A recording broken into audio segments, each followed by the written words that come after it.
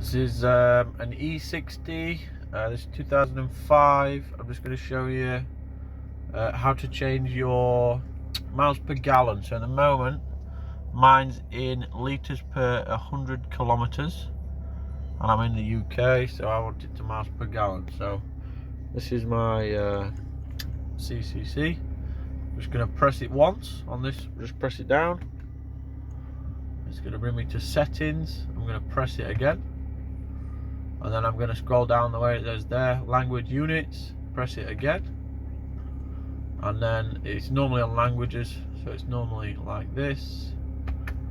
I'm going to scroll across to units. I'm going to change it to UK miles per gallon.